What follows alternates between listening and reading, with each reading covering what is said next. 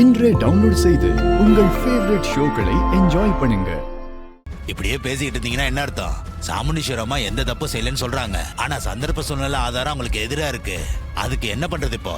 இந்த பாருங்க, ஏற்கனவே இந்த மாதிரி சாமி நகைங்க காணாம போனப்ப வெறுமனை போலீஸ்ல பிடிச்சு கொடுத்தீங்கல்ல, அதே மாதிரி இந்த அம்மா மேலையும் போலீஸ்ல கம்ப்ளைண்ட் பண்ணுங்க. போலீஸ் விசாரிக்கிற விதத்துல விசாரிச்சா உண்மை வெளியே வரப்போகுது.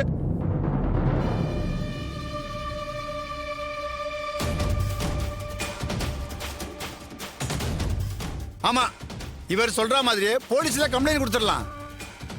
எனக்கு ஒரு சட்டம், இவங்களுக்கு ஒரு சட்டமா? இந்த பஞ்சாயத்து பாரபட்சம் இல்லாம நடந்துக்கணும். ஆமா, போலீஸ்ல புகார் கொடுங்க, அப்பதான் எல்லா உண்மையும் வெளியே வரும்.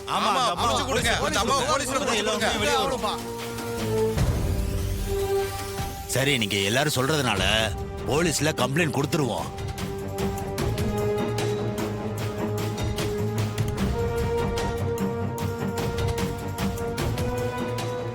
ஐயா, எனக்கு ஒரு நாள் டைம் கொடுங்க. சிலை யார் எடுத்திருப்பாங்கன்னு எனக்கு தெரியும். நான் சிலையை கொண்டு வந்து பஞ்சாயத்துல ஒப்படைக்கிறேன். இல்ல இல்ல இல்ல, டைம் எல்லாம் கொடுக்க முடியாது. போலீஸ்ல கம்ப்ளைண்ட் கொடுக்கறதா சரி.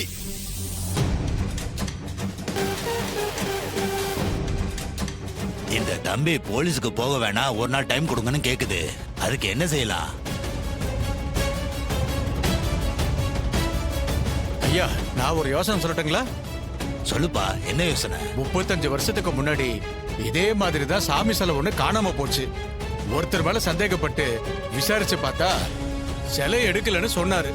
அப்புறம் ஊர்க்காரங்க கோயிலுக்கு முன்னாடி ஒரு குழிய தோண்டி அதுல அவரை புதைச்சு, அவரு நிரபராதினா சாமி சிலை கிடைச்சிரும், அவரு உயிரோட வந்துருவாருன்னு சொல்லிதான் அவரை மண்ணுக்குள்ள புதைச்சாங்க. கொஞ்ச நேரத்துல சாமி சிலை கிடைச்சிருச்சு. அதுக்கப்புறம் குழிய தோண்டி பார்த்தா அவரு உயிரோட இருந்தாரு.